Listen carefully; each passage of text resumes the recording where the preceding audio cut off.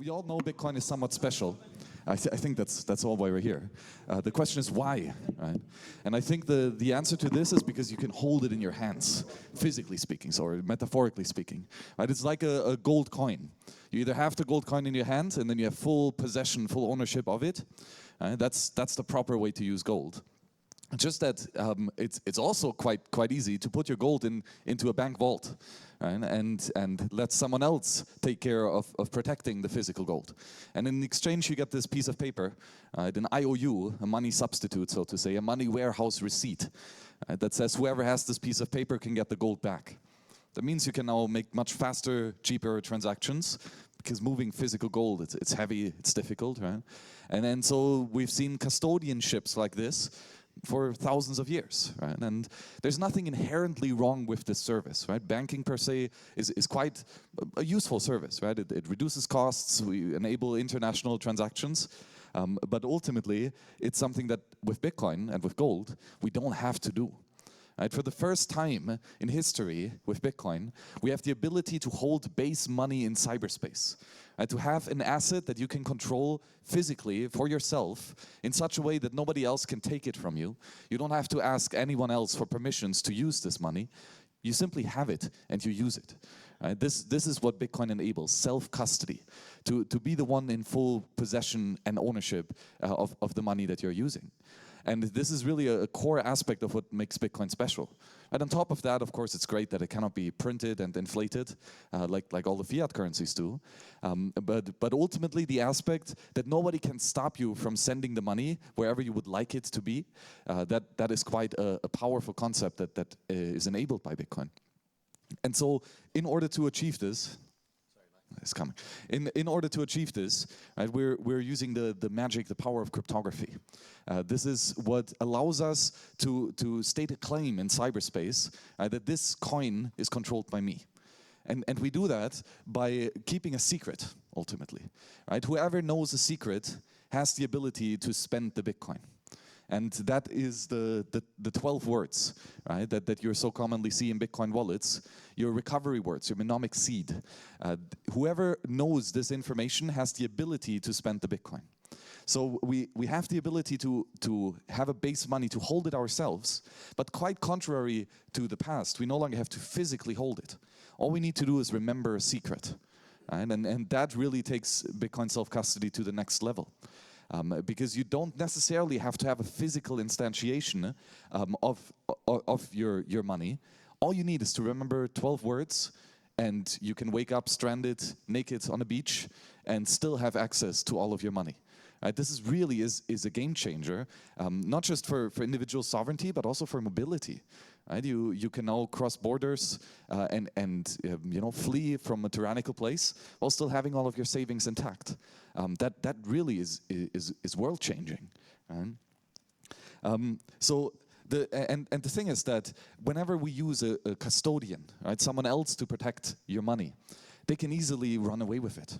Right? They can easily get hacked and attacked by a bank robber. Right? And it's quite likely that this happens because you've put your money in a honeypot. This place now no longer controls only the money of one person. It controls the money of tens of thousands of people. So this is a very juicy target for anyone to come and grab into this big honeypot and take out a bunch of money. Right? So this is unfortunately what happened numerous times, not just, of course, in the history of gold and fiat banking, but also in the history of Bitcoin. Starting all the way in 2013 or something with Mt. Gox, close to 1 million of Bitcoin, I believe, were stolen this way.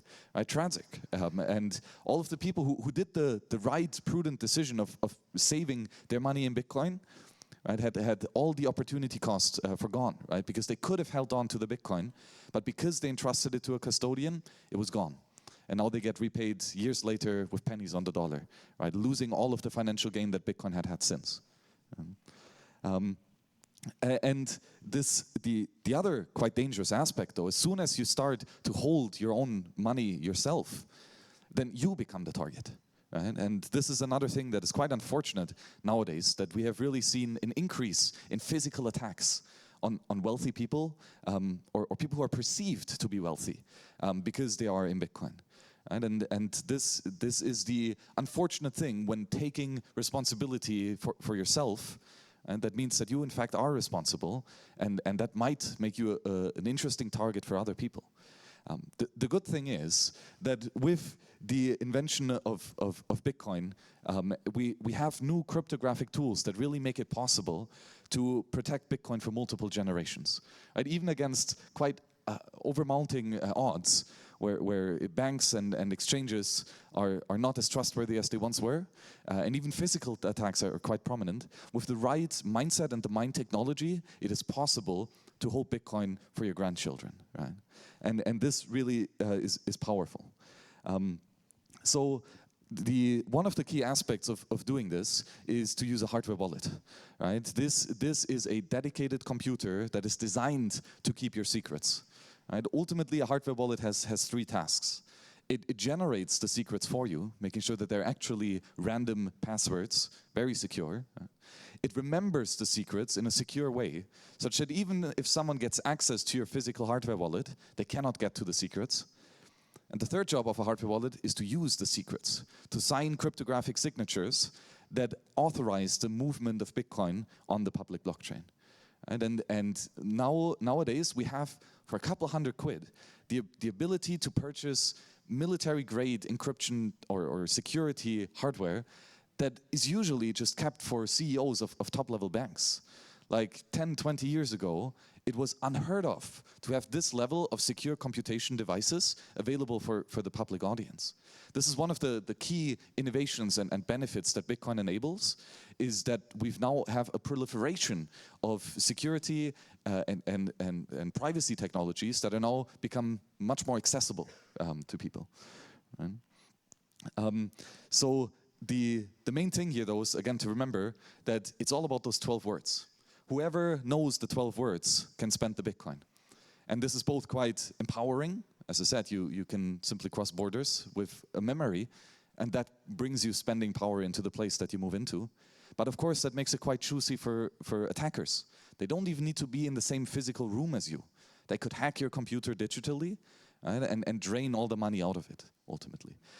Now that wealth is tied to information, this really brings us into the 21st century, where in the past we've just digitized information and trust. Now we're actually digitizing money and assets. And that is a real game changer. Right? So here are some pictures of hardware wallets. They look nowadays like Blackberries and Nokia phones. And that's maybe for a bit of nostalgia of the good early days of these technologies.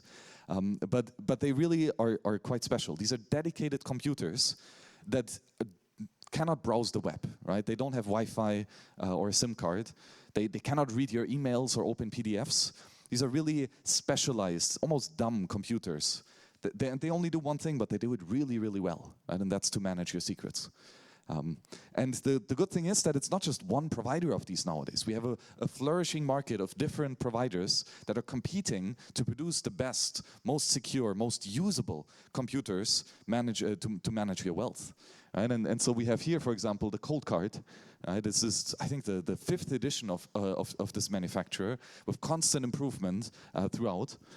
We have the Foundation Passport, the 2nd edition. They're currently working on the 3rd one. And we have the Blockstream Jade.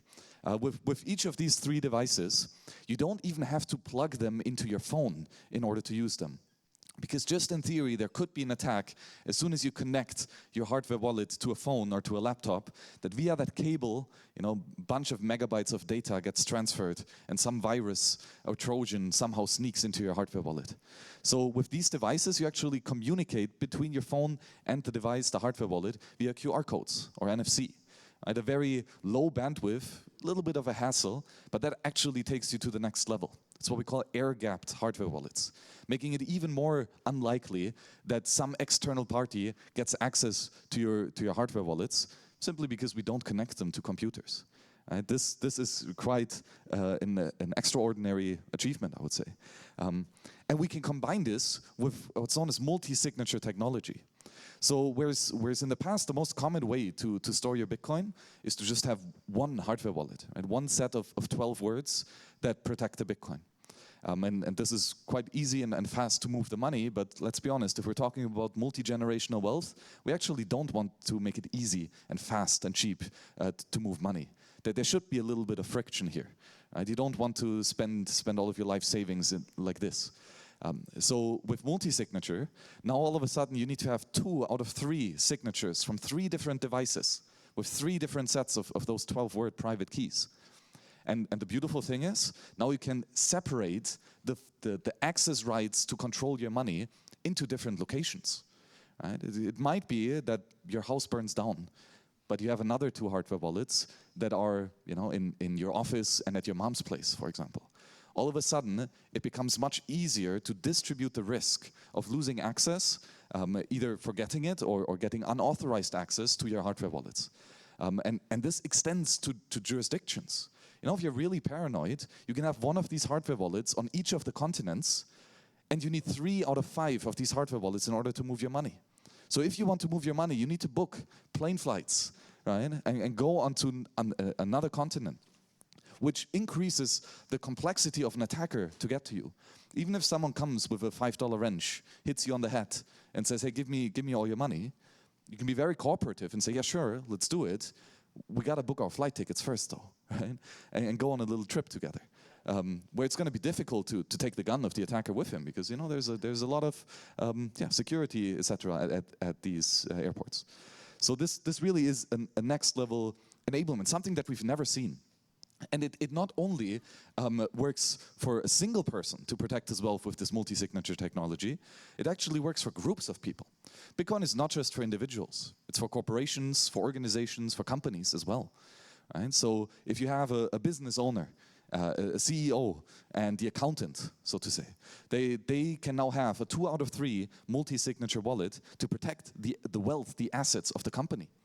Now we have a 4I principle that at least some other person has to review a transaction before it actually gets authorized and succeeds to settle.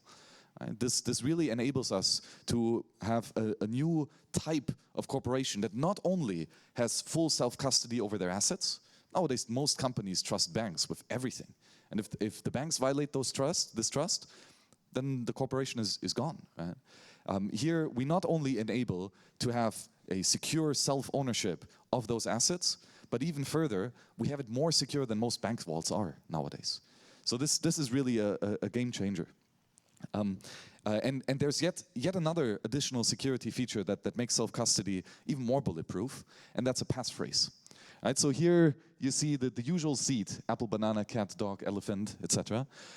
This is a Bitcoin wallet. Right? Whoever knows these 12 words gets access to a private key that can sign transactions that moves the money out of these addresses.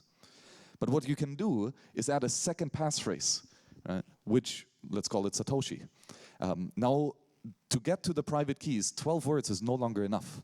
You need 12 words plus a passphrase.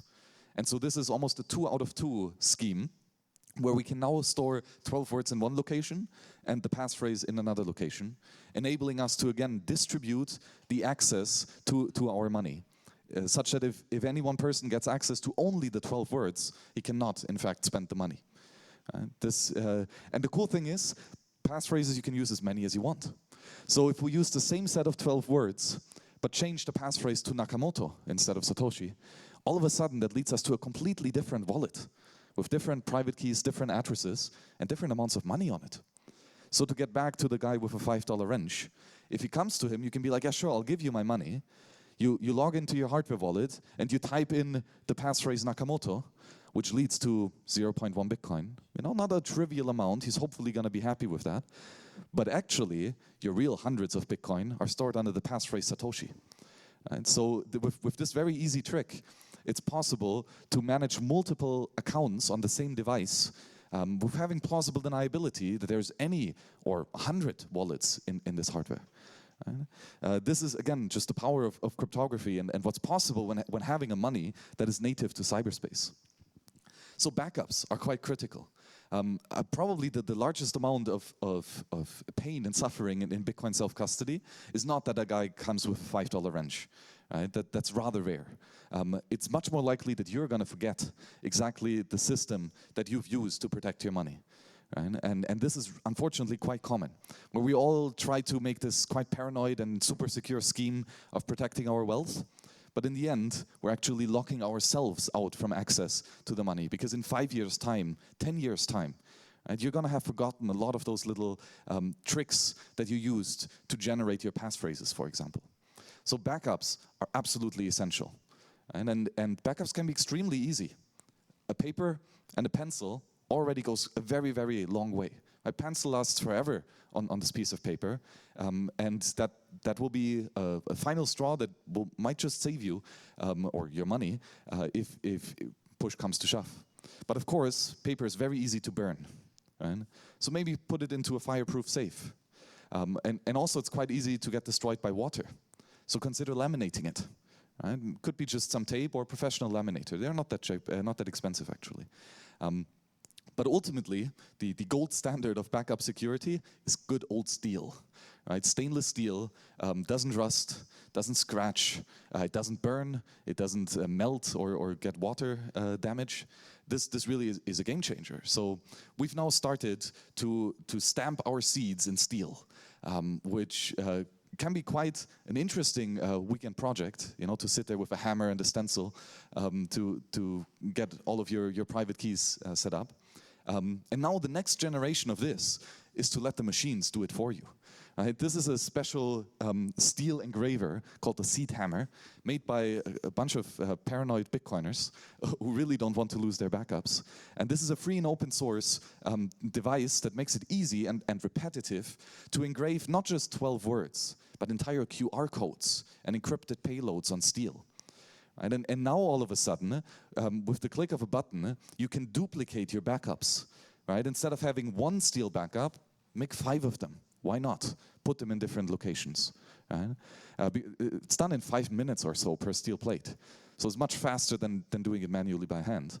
And even better, we can use cryptography to encrypt our backups, such that if any one person gets one steel plate, they still don't get access to your 12 words. Because in fact, they need to have, let's say, 3 out of 5 different steel plates with different QR codes on them in order to get your Bitcoin.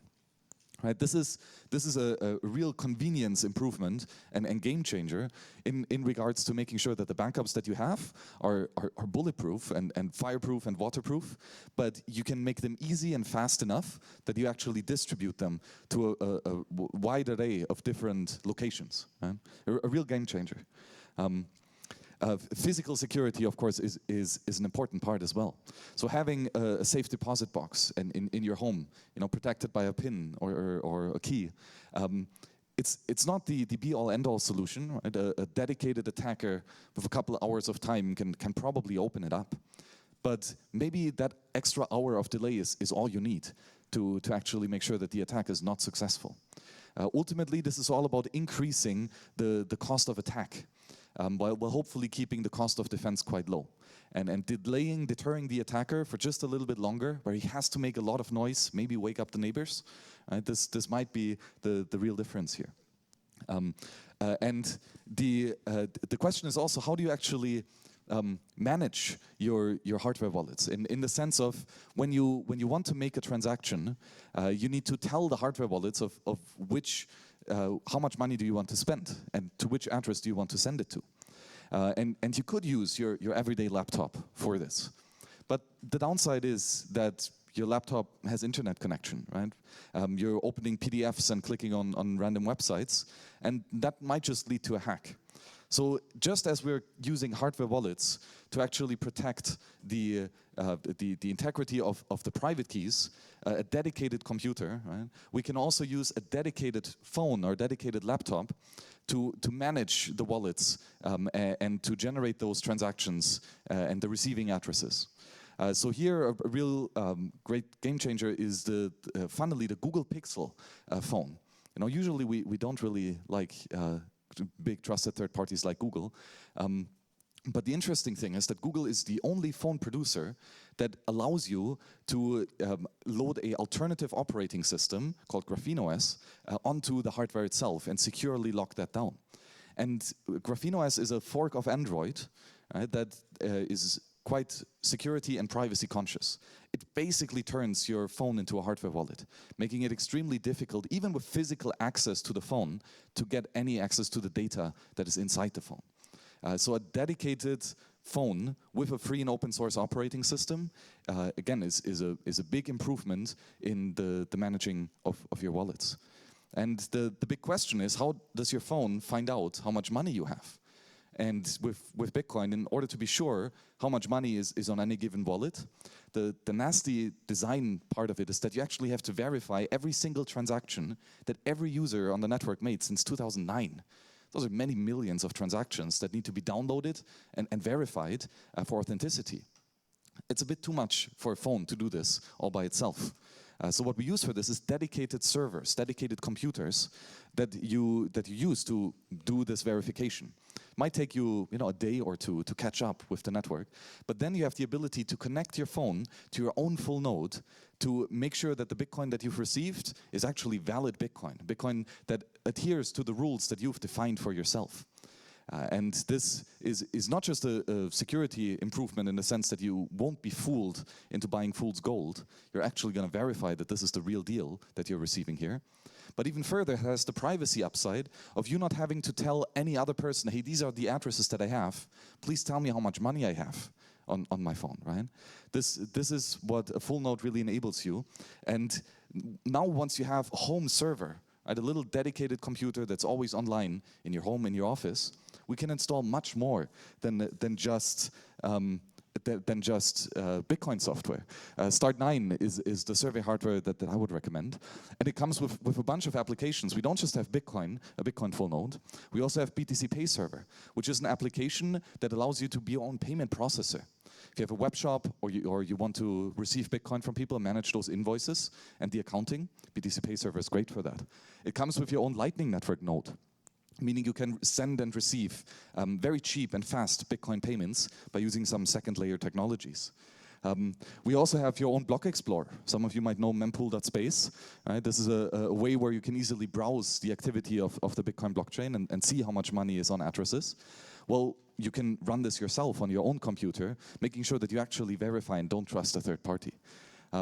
We also have additional non-Bitcoin related software. My favorite here is Nextcloud. This is a way to replace Google Drive or iCloud.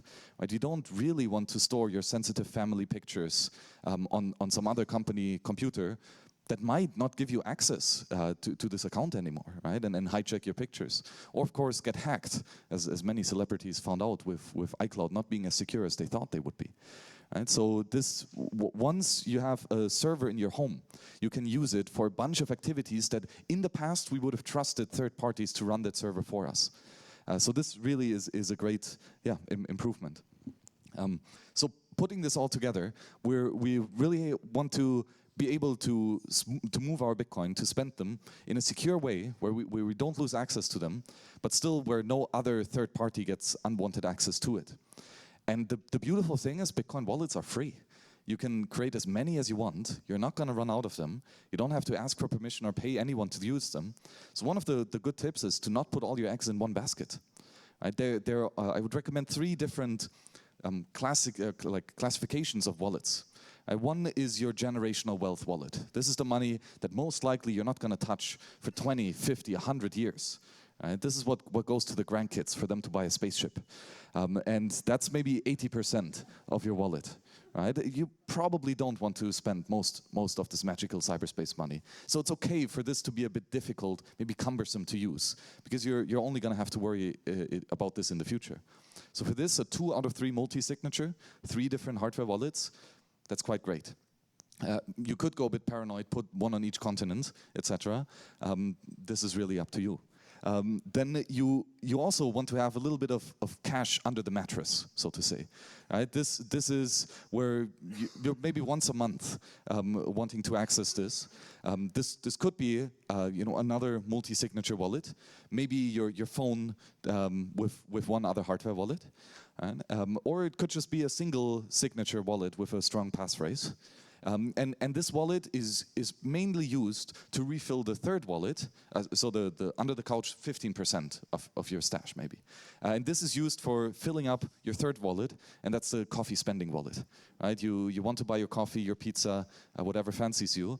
The wallet in your pocket, you're not gonna put your life savings in there. 5% at most, right? Maybe even less. And for this, the Lightning Network is probably a good idea. Now you can either connect your phone to the Lightning Network wallet that's running on your own home server now, your own full node, Or you just then install an application like Phoenix. That's a very useful and easy to use Lightning Network wallet where you can buy a bunch of stuff. So with this approach, you don't have all your eggs in one basket. Even in the most horrible case where you would lose access to your multi-generational savings wallet, sure, 80% of your money is gone. That sucks very much, but it's not 100%. Right? You have a little bit extra on the side, and that really might be the game changer for you and your family. So we at So Many Solutions are helping with walking this interesting path of choose your own adventure in terms of Bitcoin self-custody. The technology and the both hardware and software and the simple strategies for doing this is quite extensive. This really is like a 1,000 hours plus of dedication that you could go down on trying to find an optimal setup for you. And we're here to make the journey a bit shorter for you. Like we've obsessed with the details of Bitcoin self-custody, and very happy to share you a selection of hardware as well as software to make the journey a little bit easier for you. So we basically go through this entire stack, right? Of first of all understanding the basics of Bitcoin, right? Most of you are probably quite deep down the rabbit hole and know a thing or two. But there's always more to learn, and even if you're very new, getting help from someone experienced to understand the basics really might save you quite a lot of time. What's quite commonly forgotten is to actually identify your risks. Right? What are the assets that you want to protect? Who are your allies that can help you in this venture, and from whom do you want to protect it? Right? Asking these types of questions and really making your mind up on what it is that and how it is that you want to protect is quite important. So we then also set you up with this secure Graphene OS device that makes it easy to run any Android application without relying on Google or any trusted third party and asking for an account. Passwords are an essential part in our digital life. And most of us, unfortunately, still use password 123 or the name of your dog and its birthday, and that's unfortunately not good enough. Right? These types of passwords are automatically scraped by server farms, and accounts are hacked within seconds after using these types of passwords. So using, again, technology to help us here, specifically a password manager, which allows you to generate high secure passwords and to remember them easily, is quite important. It's almost essential in today's age. The only password that you should remember is the password to your password manager. Right? Then all the other passwords are stored inside there. Privacy, of course, is quite critical. Privacy is an extremely cheap form of defense. If the attacker does not know where you are, how much Bitcoin you have, right, or if you have any at all, that makes you much less of a target than if you post online how much money you have in your Coinbase account. Right? Really being aware of the amount of information that you share with the broader world and with other individuals is quite critical.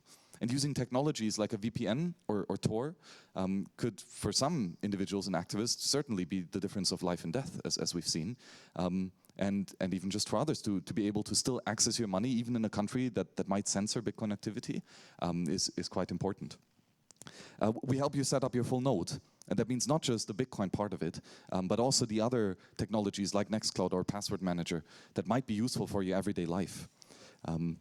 And ultimately, we generate private keys, right? So this is the juicy module where we really make sure that you have a strong, securely high entropy generated passphrases and private keys that will ultimately protect your Bitcoin. And backups are critical. As I said, that's the probably #1 cause of frustration and pain when people forget access to their money rather than someone else hacking it. And ultimately, in the 9th module, we talk about multi-signature, right? And as you see here, starting to use a Bitcoin wallet is not the first step. There's many steps that come ahead that can prepare you and your security to ensure that you actually have a very robust setup. So this is more than just a Bitcoin service. This is a digital hygiene and a general digital awareness and protection mechanism. And that one issue that is so easily forgotten is about inheritance planning. Making sure that those sats that you're stacking now are literally there for your grandsons to buy a spaceship with. Not just one, right? A small fleet would be best. And so that requires that you do take some active measures today to ensure that in sickness or emergencies or death, your loved ones still have access to the money that you worked so hard for. This is so easy forgotten, and it's such a critical, important part, because again, this is your responsibility now. When you use banks and financial consultants, they have protocols for this. Right? They have legal contracts, etc., that allows them to grant access to your heirs. If you bury your gold in the backyard and you don't tell anyone that it's there, right, nobody else can get it out, which is a big shame. So this is extremely common in Bitcoin, that people simply forget this so important last step to make sure that the Bitcoin really are there for the long run. So yeah, I would say if you're interested in the service, get in touch. We'll have a conversation about your specific setup and make sure that you're well set up for all that you are endeavoring. So this was a long rant. I guess let's get into some questions, if there are any. Hands up. Yes, please. Mike is coming. Oh, yeah, Max, do you recommend doing like a regular audit of your setup, especially if you've got quite a complex one, and how would you go about that and how often? Oh, absolutely. That's a great point that I neglected to mention. Practice makes mastery, right? So I would recommend to make an audit of your wallet before you send money in for the first time. I would, when I generate a new wallet, I go through the entire setup, I generate 12 words, I write them down on paper or steel, I come up with a secure passphrase, I put that in my password manager, right? And now the wallet says, yeah, you're ready, send Bitcoin here. I note this address down, but I don't send any money into it yet. But instead, I wipe the hardware wallet, make a factory reset, delete everything that's on there, and manually import the 12 words from paper back to the hardware wallet, type in the passphrase again, right? and then double check that, yes, I actually do have money, I do have access to this money now. And only now would I send my first payment into it. And then I would do some, how do you call it, spaced repetition, right? Do it the next day, and then a week after, and then a month after. And then once a year is not a bad idea to do. And don't just do that by yourself, but get your wife and kids involved as well, right? This repetition is also a great idea to not just repeat what you've done in the past, but actually take it one step further. Right? This rabbit hole goes so deep. I haven't found an end to it in over a decade. So there's always steps to improve. Take that regular, every 6 months or a year to just get a little bit better. And it's also that technology improves. Back when I used hardware wallets, they were nothing like they are now. They were like kindergarten devices compared to the crazy stuff that's now available. So consider improving your physical hardware as well. Right? Yes, please. 1 second, Mike is coming. Here we go. You mentioned there your phrase was 12 words. Is the American having the phrase 24 words? Any reason that you would or wouldn't? Yeah, so this is the standard defines 12 words, 18 words, and 24 words. Ultimately, the short answer is 12 words are perfectly fine. The reason why 12 words was actually invented is that you can split them in half, right? Make 12 and 12 words. And you can keep those in different locations. And if someone gets access to those 12 words, half of your 24-word seed phrase, they will not be able to brute force the other half, right? To guess the other half after a lot of repetition. If you have a 12-word seed phrase and you cut it in half, 6 and 6, that's actually very easy to guess the other 6 words of this passphrase, or of these seed words, right? So I guess 24 words are probably the more paranoid decision, right? Longer passwords are better, full stop. Of course, it's a little bit of an extra hassle to write it down, import it again to the hardware wallet. But you're gonna do this like maybe once in a lifetime for your multi-generational wealth. So probably worth to spend the 2 minutes extra that it takes for the 24 words versus the 12. But ultimately, 12 words are just fine, yeah. What are your thoughts on Ledger's backup? You know, where they'll back up your seed phrase for you. Yeah, a great banking service, right? Trusting someone else or three corporations to keep your private keys. It obviously is made to protect against the most common risk, and that is the user forgetting his passphrase, right, or the seed words. Most people just aren't very technically adept, right? And Bitcoin money is for anyone. So this is in some cases, it absolutely makes sense to use trusted third parties for these types of services because you're more dangerous to yourself than other people would be, right? Especially professionals that have a business, etc. For me personally, I would not use such a service. And specifically, I would actually be quite afraid that a company designed to protect secrets are offering a service in the software that makes it easy for those secrets to be leaked. So if you see here on the set of hardware that we are recommending, Ledger is not on it. Even though they have quite an interesting hardware that is rather secure, all of these devices here are exclusively focused on Bitcoin, right? Ledger has 1,001 shitcoins to support, and that means they simply don't have that much engineering power and brain left to really dig deep on the Bitcoin-specific security. This is specifically the cold card. Doesn't work with anything else. But this means that there's so many incredibly useful advanced features that are quite unique to Bitcoin that really make this a special device. Yeah. Hi, Max. Sandra here. Question on multi-sig. So it's something I've looked into myself personally, but something I've avoided doing for the simple reason of I already have one seed plate. Now I need three. And now I know I can use Unchained or something like that. So it's nearly like another 2 extra additional things I have to worry about. So how would you counteract that, or what would you tell me that I'm maybe incorrect or wrong about in that front? No, that's a really good observation. Having 12 words plus a passphrase is not a bad setup. It really is quite fine. And as you say, as soon as you increase the number of private keys and the number of passphrases, things increase in complexity. So let's walk through it. If you have a 2 out of 3 multi-signature setup with hardware wallets, what you're going to need is a place to store the hardware wallet 3 times, right? A place to store the PIN to the hardware wallet 3 times. Right? The PIN is what unlocks the device, like the screen lock on your phone. But then you need to remember have 3 places for 3 passphrases, potentially, right? Plus then 3 places for your 12-word backup. So we're now all of a sudden at 12 secure locations, right? Which, considering that this is now multi-signature, they don't need to be bulletproof secure, because if any one of these places gets compromised, that doesn't lead to a loss of funds. Right? But it certainly shows that multi-signature increases the complexity.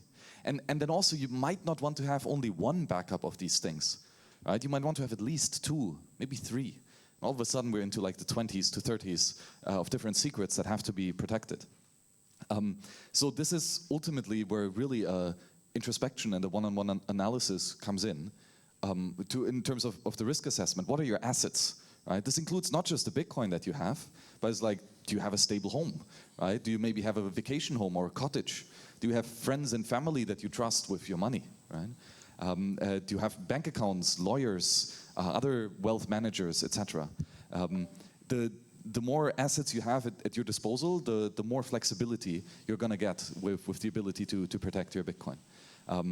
But again, a single signature, 12 words plus passphrase, is a perfectly fine solution that's protecting millions of Bitcoin successfully. Multi-signature is really there for the funds that you don't want to move much, right? Funds that you're happy to have a little bit extra complexity, and maybe funds that are of a certain amount that it's worth to buy a couple extra access to secure locations. Right? For example, you could put a vault in your friend's place, right? But not give him the key. Right? So this way you get kind of your own little bubble of secure access in someone else's location. So this really depends. Single sig is fine. Multi-sig is especially interesting for businesses. Right? If you have multiple people managing access to some funds, that is where multi-signature shines. Final questions? If not, I say thank you very much and keep your stash safe. Bye-bye.